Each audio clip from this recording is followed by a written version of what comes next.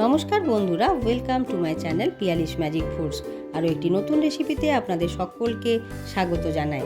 আজকে দারুণ মজাদার একটা টক ঝাল মিষ্টি আচারের রেসিপি আপনাদের সাথে শেয়ার করব। এই সময় বাড়িতে কুলের আচার বানাবো না তা তো হতে পারে না। আচার বা চাটনি যারা খেতে ভীষণভাবে পছন্দ করেন তাদের কিন্তু এই রেসিপিটা ভীষণভাবে ভালো লাগবে আশা করি। তাহলে আজকের রেসিপি হলো সেই আচার প্রেমীদের জন্য।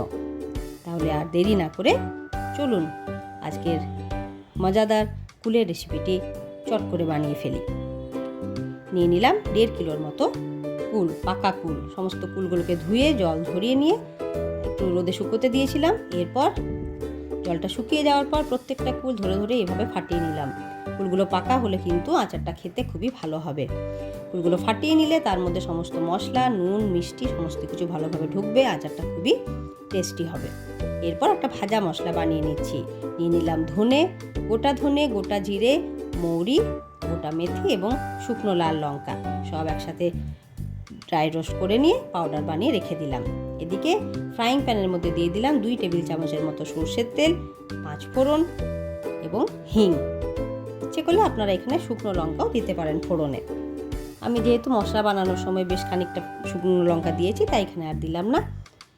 নেড়ে চেড়ে নিয়ে কুলগুলোকে দিয়ে দিলাম এবং এরপর দিয়ে দিলাম পরিমাণ মতো লবণ এবং অল্প একটু হলুদের গুঁড়ো।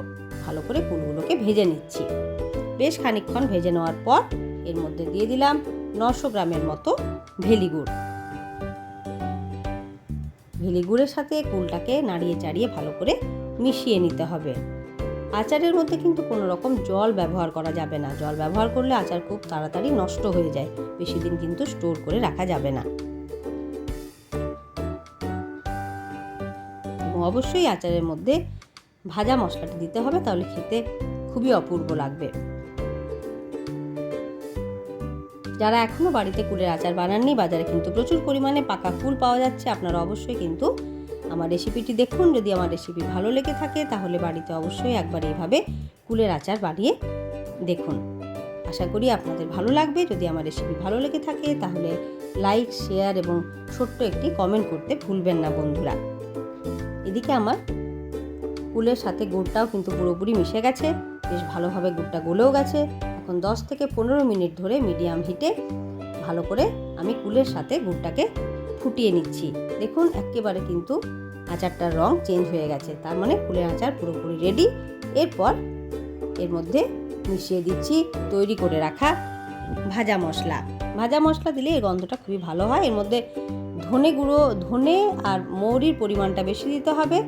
তার মধ্যে মেথিটা গুঁড়ো করে দিলে মেথিরও একটা সুন্দর আচারের মতো গন্ধ বেরোয় এবং খেতেও খুবই ভালো লাগে। সমস্ত মশলাটাকে মিশিয়ে দিয়ে এইভাবে নেড়ে চেড়ে কুলের আচার একেবারে তৈরি হয়ে গেল। কুলের আচার বানানো খুবই সহজ, কিন্তু এই যে কিছু কিছু ট্রিক্স এবং টিপস আছে সেগুলো ফলো করলেই খুব ভালোভাবে বানানো যাবে। এরপর ঠান্ডা হলে একটা এয়ারটাইট কন্টেনারের মধ্যে এটাকে স্টোর করে আপনারা রেখে দিতে পারবেন। 2 থেকে 3 মাস খুবই ভালো থাকবে এবং অবশ্যই মাঝে মাঝে একবার করে রোদে দিতে হবে। তাহলে বন্ধুরা এইভাবে আপনারাও কুলের আচার বাড়িতে বানান এবং অবশ্যই কিন্তু লাইক এবং ছোট্ট কমেন্ট করতে ভুলবেন না। আজকে এই পর্যন্তই, আবার চলে আসব নতুন একটি রেসিপি নিয়ে। ততক্ষণ পর্যন্ত ভিডিওটি দেখার জন্য অসংখ্য ধন্যবাদ জানাই।